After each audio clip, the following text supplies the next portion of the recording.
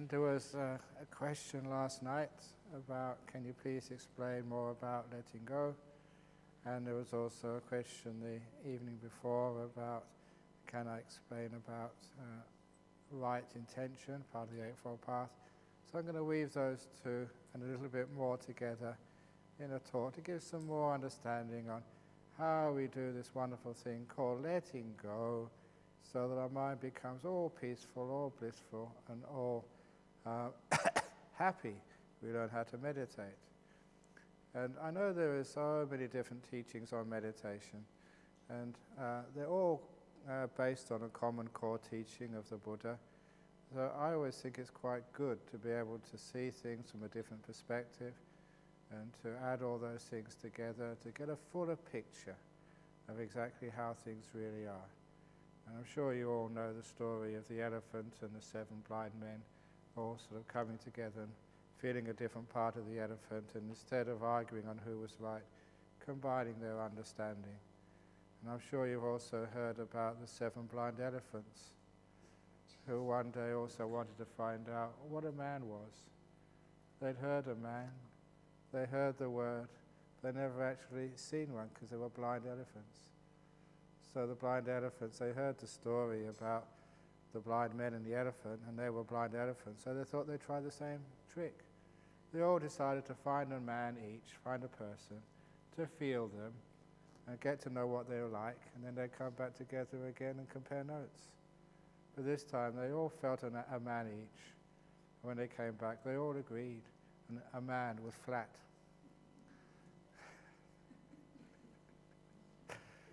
You squashed the poor man. That's the only way elephants can feel things. But going back to the, it's good to have different perspectives from different monks, from different traditions on the path of meditation, but it all does come down to sort of how to let go. Whether one is doing Vipassana, Samatha, Metta, or breath meditation, or whatever, it really is all about letting go of the cup so the water can be perfectly still all by itself. You know, as Ajahn Brahm used to say, it's all about sitting under the mango tree and totally letting go. But it's a very hard thing to do, and so there are some great teachings on how to let go. And the first of those teachings is straight from the Eightfold Path. And the second factor of the Eightfold Path, which I promised to talk about, it's called Samma Sankappa, right intention, sometimes called right thought. But I think the people who translated the Pali into English were all intellectuals, they're all great thinkers.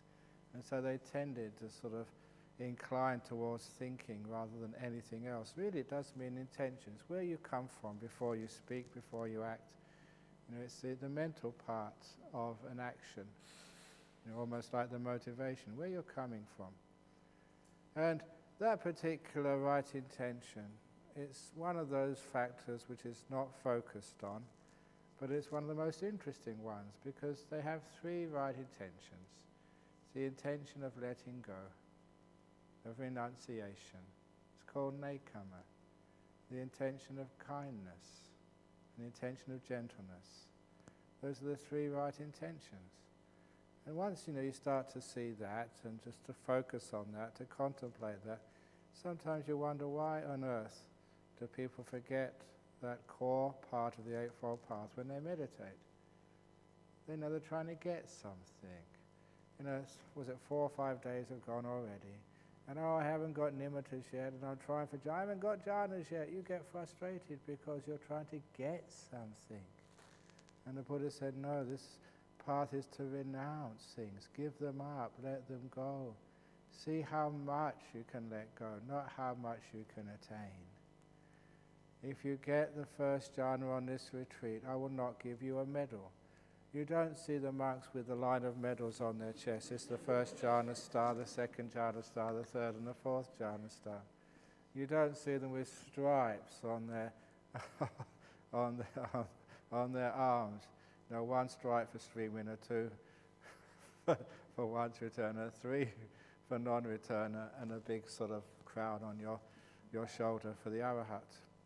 We don't do such things because this is not about attaining things, but learning how to let go of things. So much of your life is a lot of stress trying to get something or get somewhere or be someone. And this goes in the totally opposite direction, seeing how little you can have rather than how much. So it's, first of all, it's a path of renunciation, trying to get rid of things. Because one of my favorite similes is of my mother's mantel shelf. A mantel shelf was this shelf which was above the hearth, the fireplace of all British homes. Remember, British homes were always cold. So they always used to have a fireplace somewhere in the house around which the family would congregate.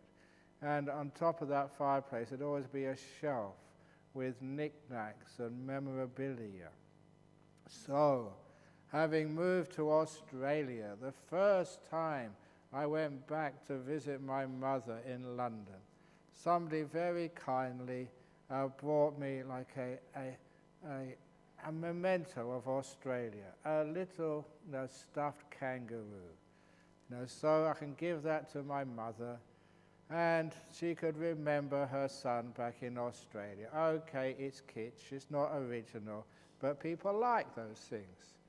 So someone gave me a kangaroo about this size, a little toy one, a fluffy one. And I gave it to my mother, and she was so happy with that little gift. She put it on the mantel shelf so that whenever she was at home relaxing, she could see the kangaroo and think of her son over in Australia. It worked. So the next time I went there, I got someone to purchase a little koala bear. And when I gave it to my mother, she was so happy. She now had a koala to go with the kangaroo, and she put it next to the kangaroo on her shelf. The next time I went there, I managed to get a little kookaburra. And she put the kookaburra next to the other two animals, and a couple of years later, when I visit, I managed to get a platypus. For the shop, just like a furry platypus, because it's Australian. And she liked that too. The problem came the fifth time I went home to visit my mother. Somebody gave me a wombat. Now, wombats are quite big, and so was a toy. And so when I gave my mother this wombat, again, she was so happy to get another little fluffy toy of an Australian animal to remind her of me when I was gone. The problem was, she tried to put the wombat on the shelf next to the platypus, kookaburra, koala, and kangaroo. But by this time, there was no more space left on the shelf.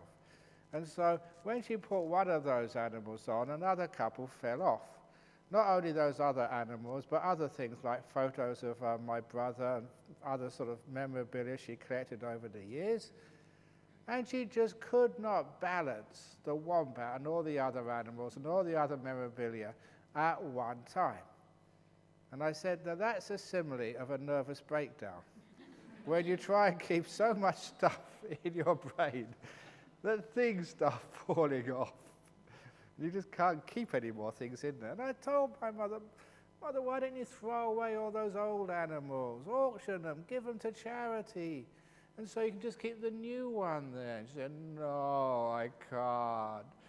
I'm so attached to the kangaroo and the koala and the platypus and the other animal, whatever it was.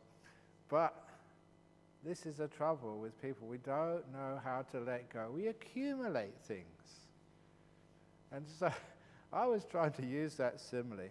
Look, everything to do with the past, renounce it.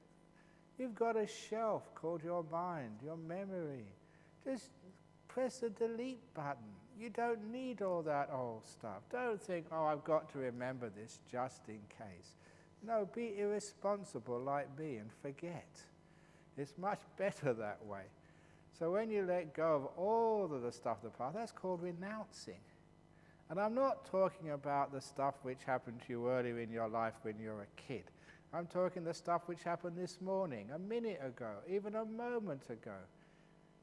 Now, you haven't had a good meditation. Oh, what do you mean haven't had a good meditation? I don't know, I can't remember. It's all gone, it's finished, gone, kaput.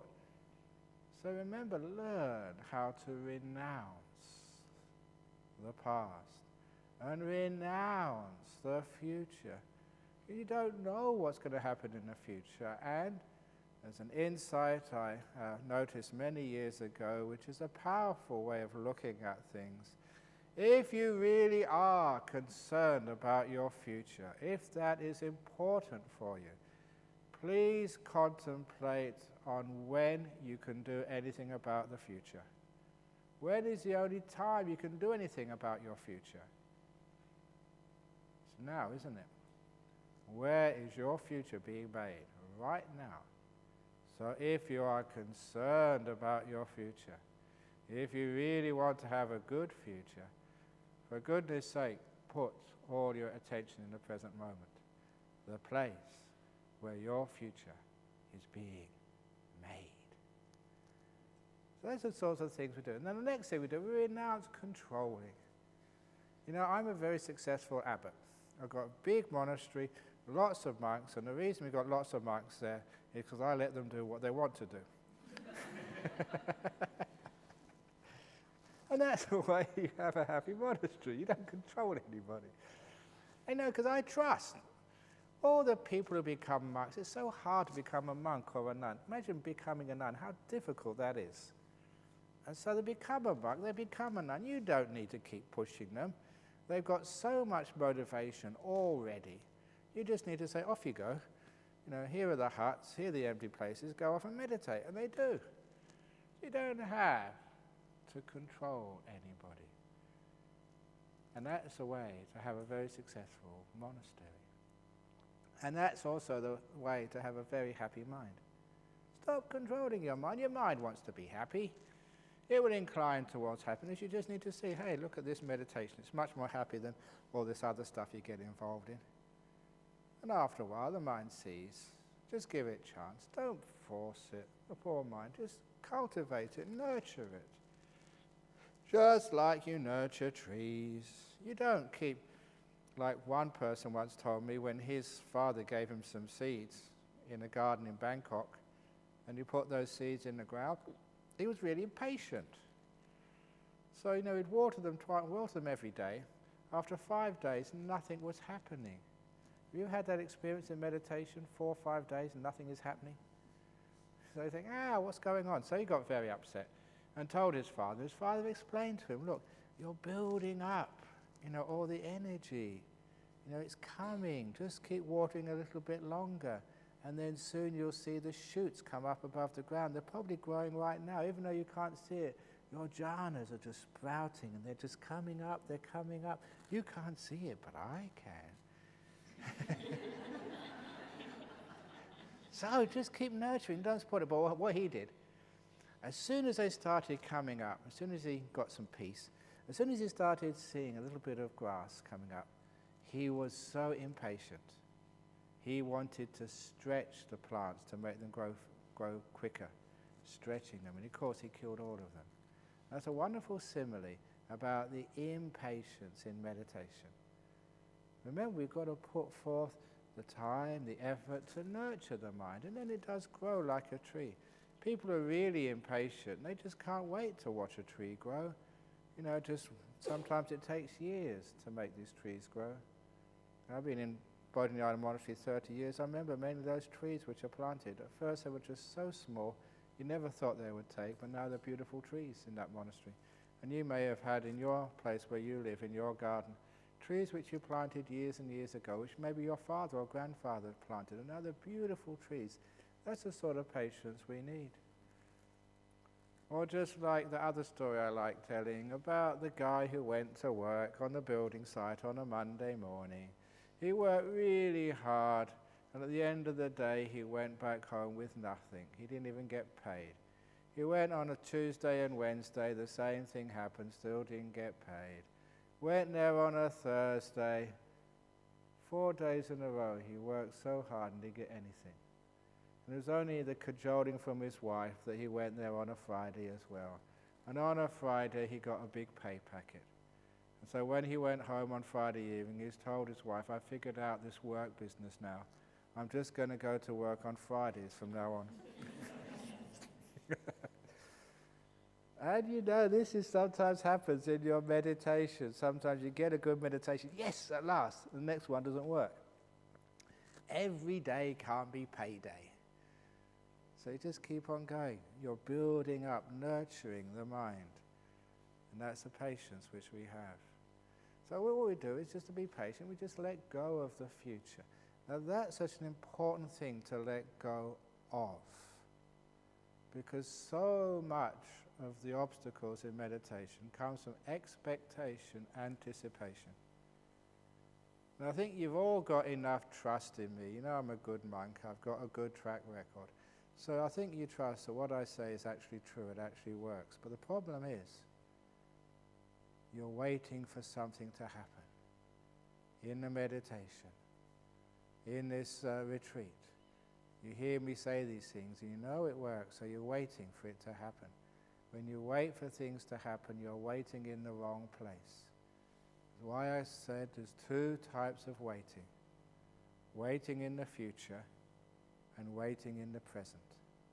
They're very different. Waiting in the future is waiting for something to happen. Waiting for someone to come through the door. Waiting for some great experience to occur. You're actually not in the present moment anymore. You're off into the future. It's such a common thing for us to be waiting for something to happen that we do that also in our meditation. I think you can understand when you wait in the future, you're missing what's happening right now.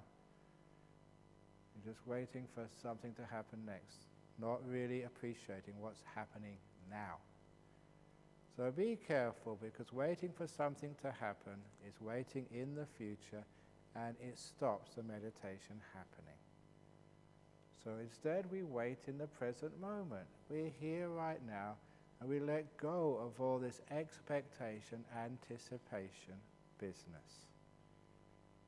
Now I'm stressing this present moment because, my goodness, it is a very powerful way of letting go.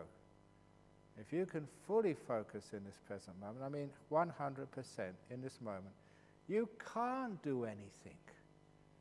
To do something, you need some place to go, something to achieve, which is always next in the future, sometime later on. If you're really in the present moment, you just can't do anything. You're here. As I said, you've arrived. Sometimes that's another of those words they say, when you made your fortune, when you become famous, when you become a celebrity, they say, you've arrived. I'm not going to wait to become a celebrity, to become rich or famous. I've arrived now. Every moment I think of myself, yes, I've arrived. Here I am. And if you understand the idea of arrived, you're here. You put all your attention on what it feels like to be here. What is this here? What's happening right now? With no expectation for the future. Often in meditation, if I'm meditating and there seems to be a blockage, there's two things I usually do. This is my personal practice. Either I just add a little bit more kindness, or I just focus more on the present moment. Even deep in meditation, even nimitta stage. If the nimitta is not really developing, I just go right into the present moment, focus more sharply in the moment. And usually that really takes off into deep meditation. Because the thought was I was just anticipating something. I wasn't really in the moment, which gave me the opportunity to do something I couldn't really let go. So the renouncing is really important. When you don't want anything, when you don't need anything, then at last you're happy. There was those early years when I was a monk in Thailand, had nothing to do, didn't really need anything, no responsibility except just to sweep the paths. I remember one man came up to me once. I'd helped him, solved a problem for him, and he was so grateful. He wanted to show gratitude by giving me a gift. Now, as a monk, I'm not allowed to accept money. So I usually say, put it in the donation box. But there is a loophole. There are always loopholes. And the loophole is you can't give me any money, but you can say, Ajahn Brahm, I have $100 for you. What do you want for $100? Not for the monastery or the temple or the retreat center. They get enough money. This is for you. They must have something personal you need or want. Please don't do that to me. Because what happened in time, they said 100 baht. I've got 100 baht for you, just tell me what you want. And when you don't have money, you haven't been shopping for years, you don't know what you want. So my mind went totally blank. I said, I haven't got a clue what I want. And the guy said, come on, look, I've got to go to work. So at least I was smart enough. I said, look, let me think about this tonight, and you come back tomorrow, and I'll give you a list of what I want for 100 baht. And the guy said, yes, good idea. I'll see you tomorrow. So that evening, after the evening meeting and chanting, I sat in my little hut, with a candle, and I didn't have actually any paper. It was actually the back of a mosquito coil wrapping I wrote on. And straight away I thought, my goodness, it's really bad for your eyes, just writing by a candlelight. What you really need is one of these oil lamps. So that's the first thing I put down, oil lamp. And obviously oil lamp needs a little bottle of kerosene and some matches. Always running out of matches in these monasteries. And look at the paper I'm writing. I just want an exercise book, nothing fancy, just a simple exercise book. And I was writing in a pencil, which was just almost dead anyway. So, just an ordinary biro pen and that sort. And thinking about writing, I hadn't written to my mother for a long time, so I needed some little aerograms. So I wrote down aerograms as well. And then I started tallying up how much this cost, and oh my God, it was more than 100 baht. I'd exceeded the limit. And once I wrote them down, I couldn't take anything off. Actually, instead of taking things off, I started thinking of more things I needed. Talking about light, my flashlight was really gone. I needed a new flashlight with the batteries to go in it. And actually, when you're walking in the forest over there, there's so many creepy crawlers. There's centipedes and there's scorpions and snakes as well. And I didn't have any shoes, so I also wrote down a pair of simple shoes.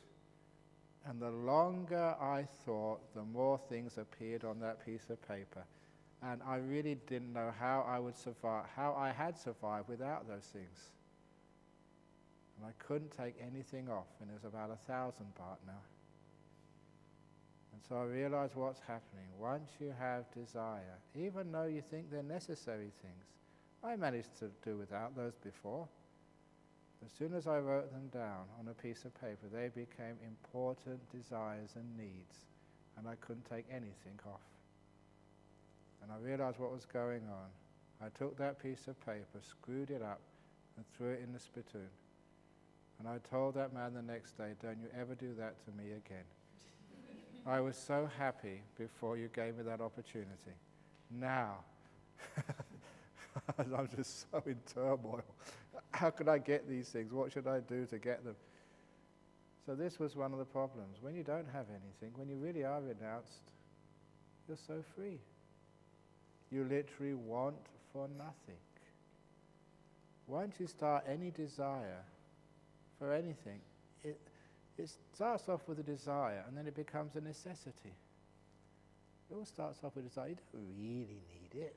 You will survive. You won't die without the fly screens on the caretaker's cottage or whatever else you want. You're asking me this morning. So this is actually how we learn to let go and be simple. So what do you really need? You don't really need nimittas and jhanas.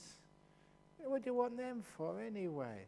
Look, if you get nimittas and jhanas, you're getting married soon. You won't be able to get married if you get a jhana. That would really suck. You want to become a nun instead. Your boyfriend will really get angry at me. You taught my fiancé jhanas, and now look what's happened. So when you want something, then it all goes pear-shaped. So when you renounce everything, you don't want anything in the world. And it's amazing, just as a simple monk with hardly anything, living so far below the poverty level, if Amnesty International had seen me in those days, they would have closed the monastery down. They would have said, this is more poor than the villagers, and this is human rights abuse and everything else. That's why we're very, very careful. Yeah, we sometimes support things like Amnesty International and other things, but imagine if Amnesty International found out the way that monks lived. You don't get any money at all. I mean, even when you're out of work, you get money. Even when you're living in a refugee camp, you get money. We get no money at all. You go to my place where I live over in in the cave, I sleep on the floor. Apparently, they said even people who got no money in places like England, you get free video and TV. It's called a necessity of life. They do, they give it to you for free. I haven't got any of that. I'm deprived. Because I'm deprived, the Buddhist Society of Western Australia will be open to legal challenges and be sued for depriving me of the necessities of life. But no, you can see that you can be so content and happy just with little. Why is that? Because you're letting go, you're renouncing. We live in a very affluent world. The more you have, does it make you more happy? You know it doesn't. It's more troubles. Look at your houses. I remember my house where my family lived. They didn't have much furniture. You could actually move around. Sometimes I go in some people's houses, you can't even move around. There's sofa here, you just got to negotiate your way around all this stuff. And a lot of it is just old stuff which you don't really need anyway. A total waste of time.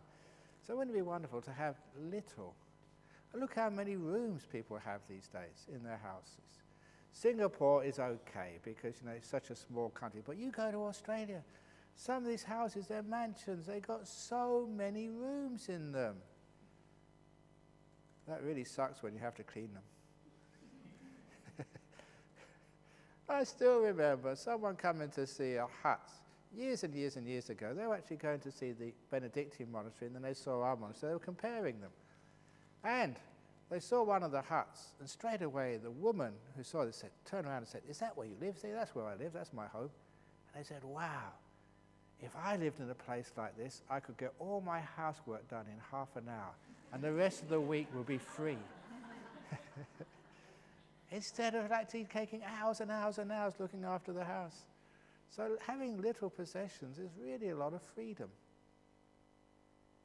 And it's also having few spiritual possessions is a lot of freedom as well.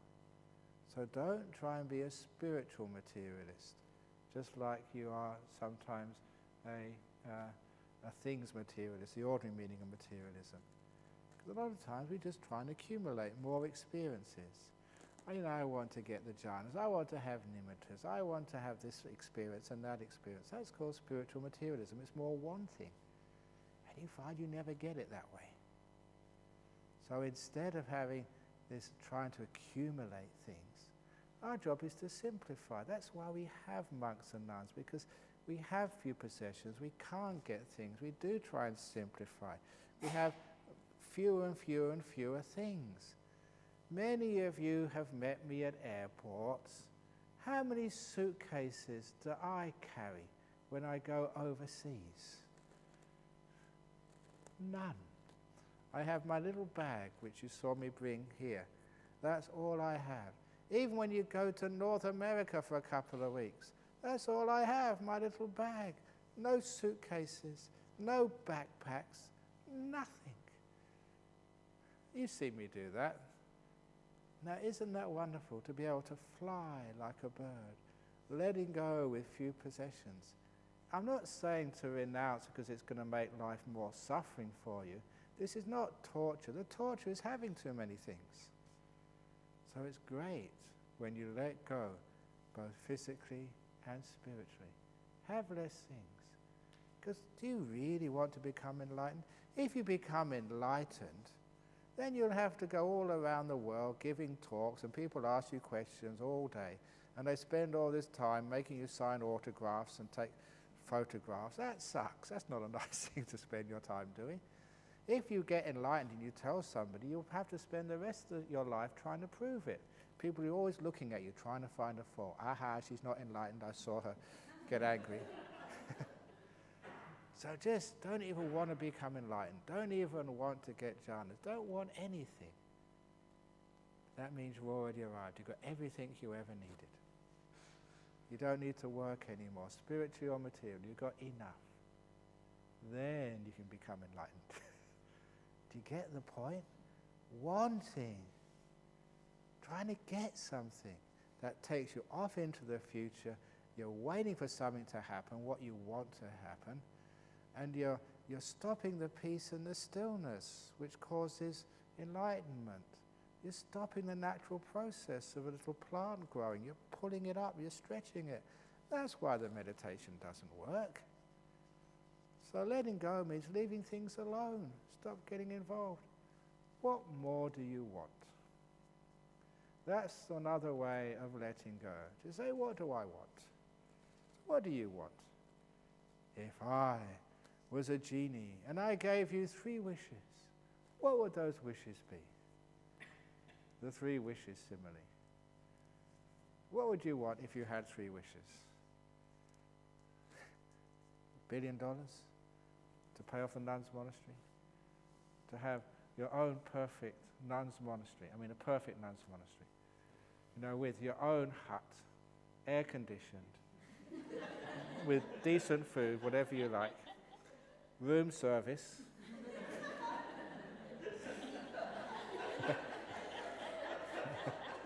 and the Buddha at your call every time. You can just ring up or Skype the Buddha to ask all the questions on meditation. You like that? Yeah.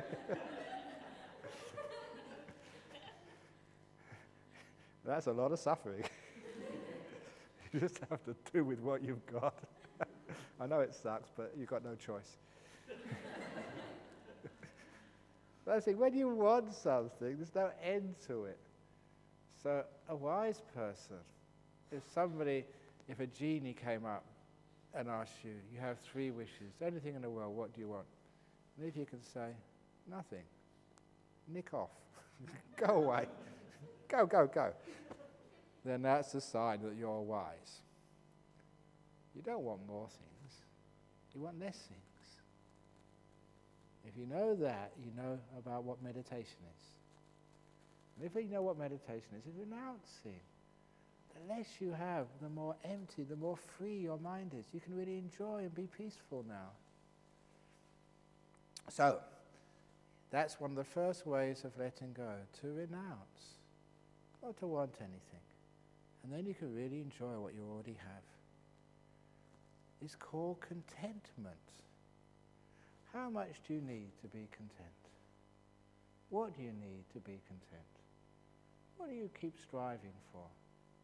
Again, as some people, they do this in our modern world. They get the material benefits. They don't really have much happiness there. They really go into the spiritual world because now, I know just having fame and money just doesn't really work, but now I want the spiritual things. And it's the same thing, always wanting, which means they never have any peace. But imagine if you're just content. I'm happy with who I am. I'm stupid, I'm an idiot, I can't meditate for my life. Great. I'm content. Isn't contentment happiness? I often ask people, in your life so far, in all the years you've lived, when have you been the happiest? And if you look at that time, if you remember the time you've been the most happiest, the most happy, it's usually when you were so content.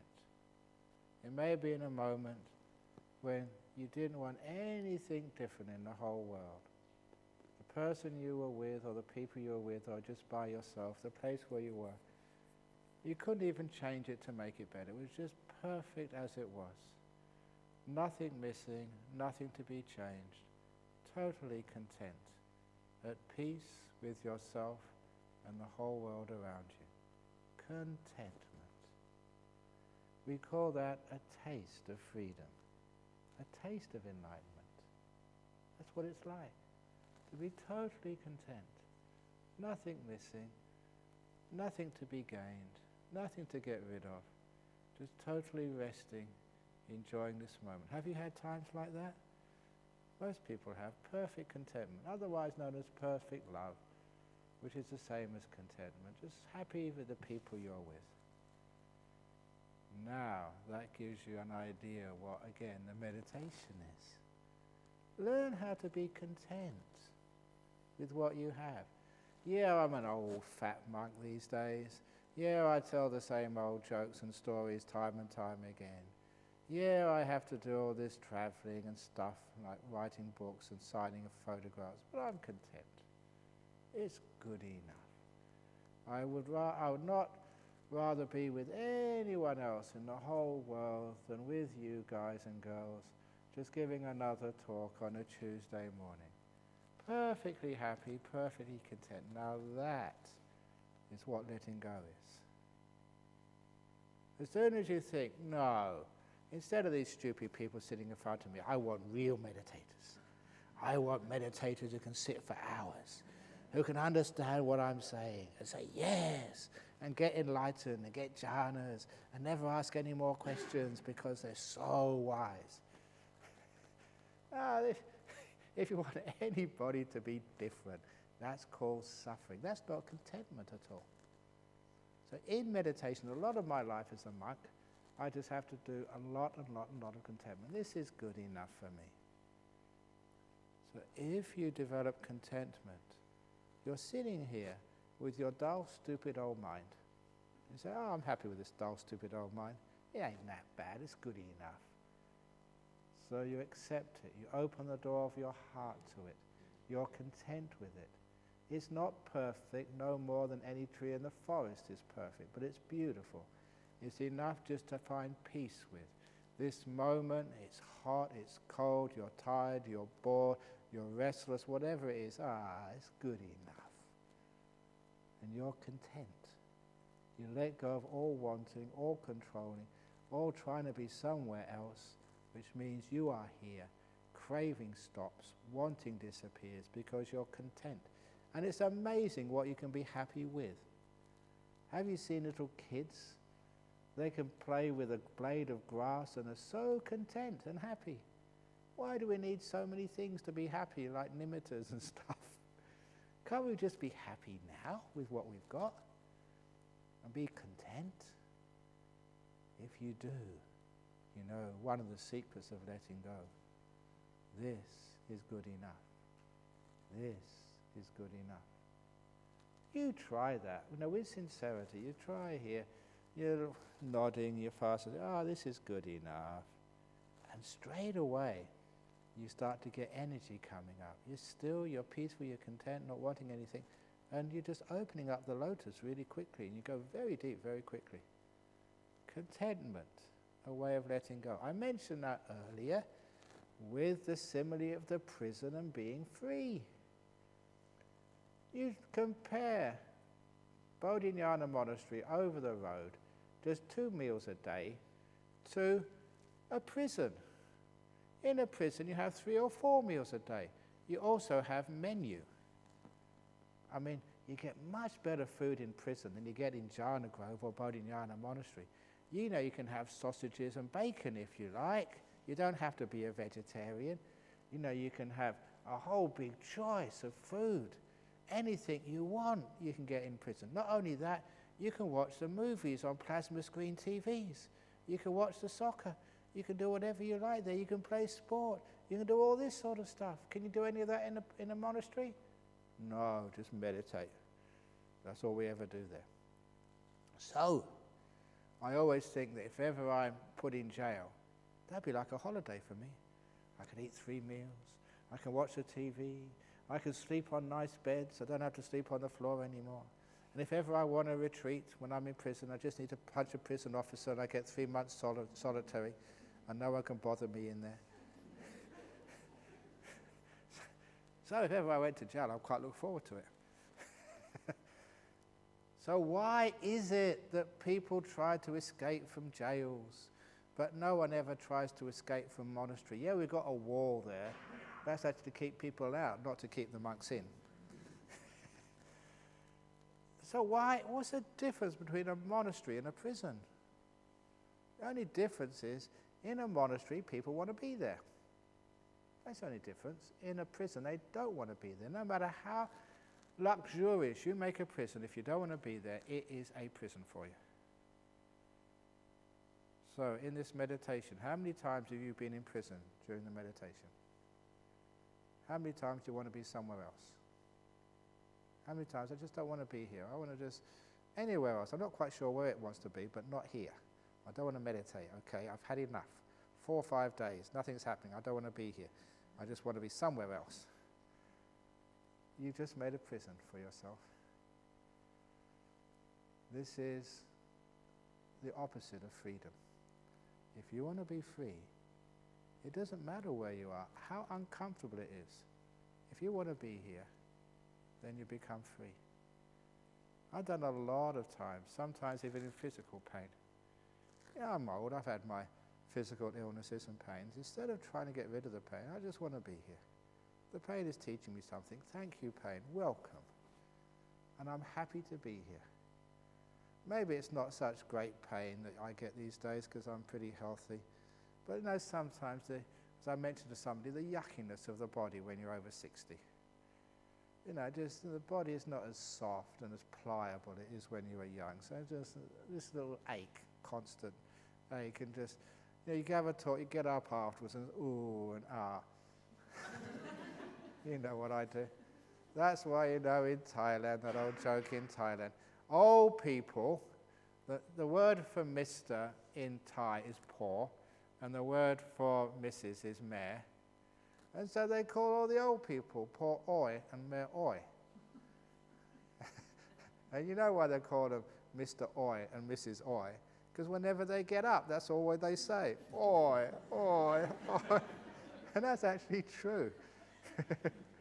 You ask, you know, Suwadi or Ping Pong, they always call them poor oi and mare oi.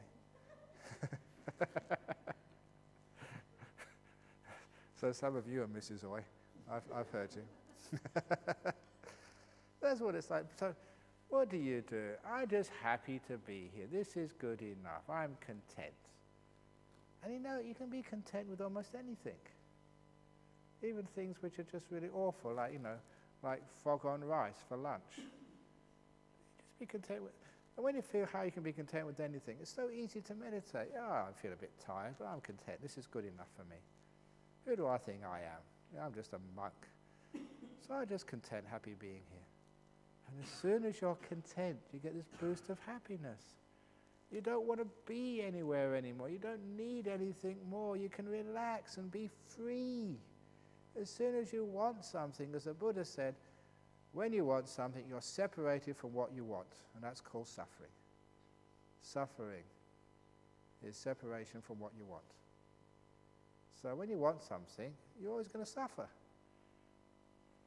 So when you want nothing, you're totally free of suffering. This is a brilliant, beautiful way to meditate. I'm sitting here, I don't want anything in the whole world, just to be with my oi body and my stupid mind. I'm so happy to be here. That's letting go. That takes a lot of guts to try that, not to try and be enlightened, not to try and better yourself, not to try and get anywhere, not to try and be different, to be yourself. Let the mind be, let the body be, and stop trying to mess around with it. Just be content. It's called letting go. But it's also called kindness, which is the second part of the right intention. Intentions or motives of letting go, motives of kindness, exactly the same. Kindness opening the door of your heart to whatever's happening, no matter what it is. It's the unconditional kindness. If it's only liking the stuff or being kind to things you like, that's so easy. Anyone can do that. Anyone can be kind to that little rabbit that Danny has got. But can you be kind, you know, to the snake? Can you be kind to the mosquito? Keeps buzzing in your ear just when you're about to get into jhana. Buzz, buzz, buzz, buzz, buzz, buzz, buzz. Shut up, I'm trying to get jhana. Buzz, buzz, buzz, buzz, buzz, buzz. You're making bad karma, Mossy. Buzz, buzz, buzz, buzz, buzz. Mosquitoes don't understand karma. Whatever it is, if you are really kind, if you really know what kindness is, you're kind to anything and everything. So you open the door of your heart to your old sick body. It doesn't matter, body, you're old, you're sick, but I'd still love you to bits. You're okay, body. You know, you can fall asleep when you're meditating. It's okay to fall asleep, body. If that's what you want to do, just like my grandmother, if you want chips, if you want biscuits, if you want anything, I will give it to you because I love you. Can you do that to your body and to your mind? If it wants to go and think about all sorts of stupid things, okay, that's what you want, go and do it. And you're not waiting for it to behave. You love it for what it does, whatever it does. You really are kind. You've got real compassion. You open the door of your heart to your body, to your mind, to your meditation, no matter what it is, no matter what. You love it. Then, where's the problem in your meditation? What you're trying to get? Jhanas, nimittas, sloth and torpor, restlessness, you love everybody equally. And if you can do that, you find again it's not wanting anymore, not controlling. You're just totally happy, being compassionate to every moment, the beautiful ones and the ugly ones. Every moment you have unconditional kindness and awareness towards. So, where's the problem in the meditation? Or the striving, or the thing, I haven't managed to do anything yet. I need to do some more work. It's not working. I'm not good enough. I haven't got jhanas yet. What happens in this retreat? You're not teaching it right. I've got to do something else. It's not working. Oh, shut up. Just be kind to whatever's happening. And then it's all working. As I mentioned earlier, and I'm going to stress again, it does not matter what you're aware of. I don't care what you're aware of. Sexual fantasies, the weird, deviant sexual fantasy you can possibly imagine, or fast asleep, or dreaming of becoming a Christian. I don't care what you're thinking of. Or, if you already are, becoming a Muslim or whatever. I don't care what you're thinking of, as long as you're kind and making peace. The object you're aware of is not important. Are you letting go? Are you renouncing all this stuff? Are you being kind and opening the door of your heart to whatever happens? If you are, that's called meditation. And are you being the last one? Being gentle. Be so gentle to your mind. You've treated it so hard over the years. And your body, you've also treated that very, very harshly. I treated my body harshly over the years, forcing it, making it work hard, giving it food it didn't like, getting sick and just forcing through. I've treated my body unkindly, and so each one of you. Please stop. Be kind to this body. I'm really actually quite surprised my body is still hanging out with me. It has to sort of divorce me and say, I'm dying. I'm not going to stand with you any longer. But no, now you can be kind to your body. If you need to rest, rest. If you want an extra spoon of sugar in your tea, just take it. Be kind. Whatever it is, because when you're kind to your body and you're kind to the mind, you're gentle with it. The body gets so fit and healthy. It just, great, I'm going smoothly. I can relax, I can heal, I can have good sleeps. So be gentle with your body and be gentle with your mind. That's the third part of right intention. Can you ever see any force here, any negativity, any toughness in these three ways? Let go, be kind, be gentle. This is Buddhism. There was always a disconnect sometimes between what I heard of the Buddha being so compassionate and some of the ways people would teach meditation. And a disconnect. I thought, maybe meditation was different than the teachings of the Buddha. He's saying, be compassionate, be kind, loving everybody. And the teacher was saying, sit down, back straight, an hour, not 45 minutes, don't give up. There was a disconnect there. There was no gentleness there. There was no kindness. I realized that wasn't real meditation. The real meditation was always got to be renouncing, letting go of things, not trying to get more things. That's the way of the world. So please give up any goal of trying to get nimittas and jhanas. You haven't got anything yet. Give up. You're not going to get anything. So you might as well give up. This happens so often. I always remember this one lady. She's a really nice disciple. See her a lot. I won't say which country she's in, but she's between Thailand and Singapore.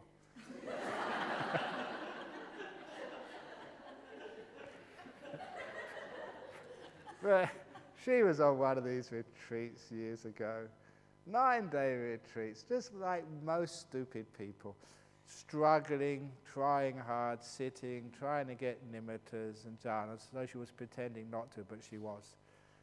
And the retreat finished. She got nowhere. You know what it's like, you really tried, you followed all the instructions, so you think. We haven't really understood them. She was pretty down and depressed and really sort of put a lot of effort and time into getting some meditation. She knew I was a good teacher, but she thought she was just stupid. But she had 1 hour to kill before the taxi came to take her to the airport. I like that word, 1 hour to kill. She had nothing to do, so she just sat meditation to kill time. For the first time, not to get jhanas, not to get nimitta, not to get peace. Well, just nothing to do, just kill time.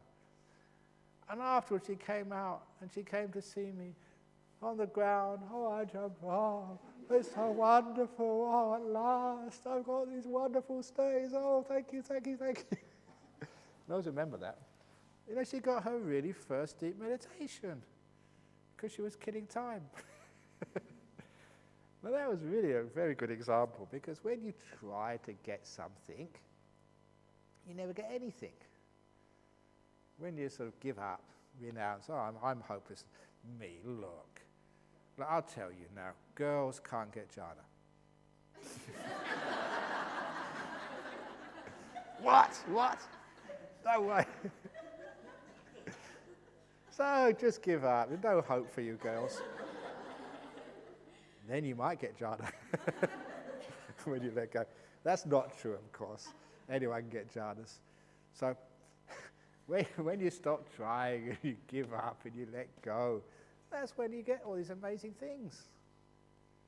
So this is what letting go means. You renounce. Don't try and attain things, for goodness sake. You've done that all your life.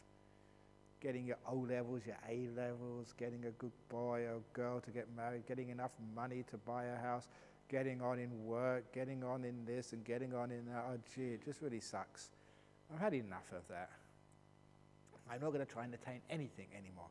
I've arrived. This is me. This is good enough. Take it or leave it. And that, when you don't try and aspire for things, when you don't try and want things, this is good enough. The door of my heart's open to my stupidity. Remember that monk who couldn't even pass grade 1?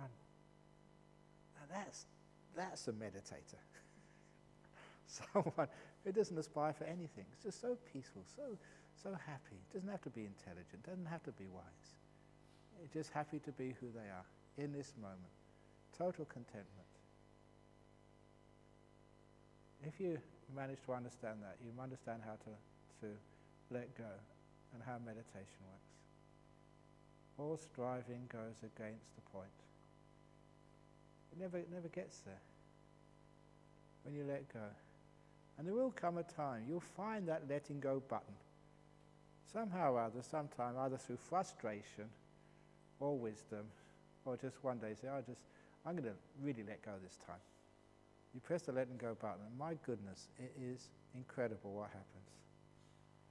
You just, on this journey, deep inside of yourself, the lotus opens really quick, you can go really deep inside, and you don't do anything. You've let go.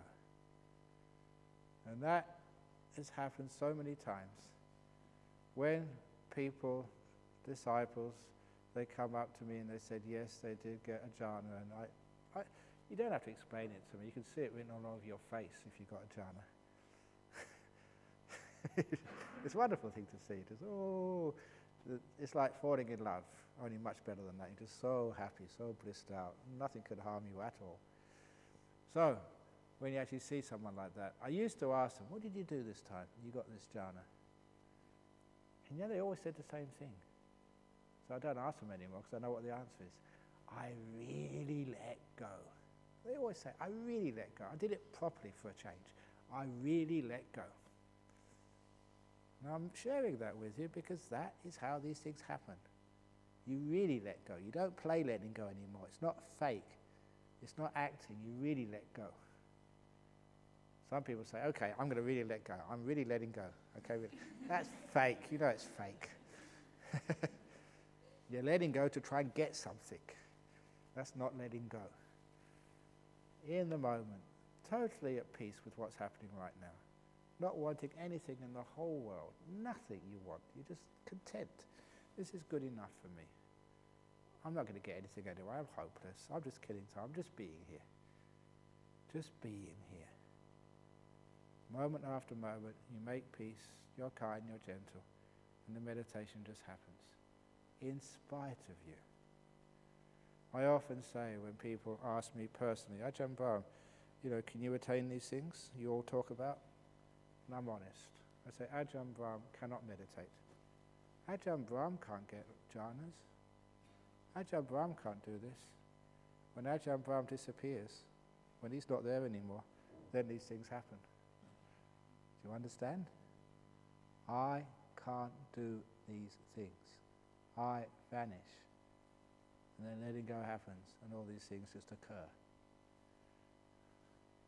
You get it? Vanish, disappear. Let go, renounce, don't want anything. And you're totally content, all these things happen as a natural result. Just you put the cup down, it's just still, that's all it is. You let go, and meditation happens when you are not in control anymore. That is what meditation is. That's what letting go is. So give up all hope. Stop trying, let go, and enjoy. Okay, that's the talk on letting go today. I do hope you enjoyed it, but if you didn't, I don't care. I've given up all hope. Okay, 3 good sadhus.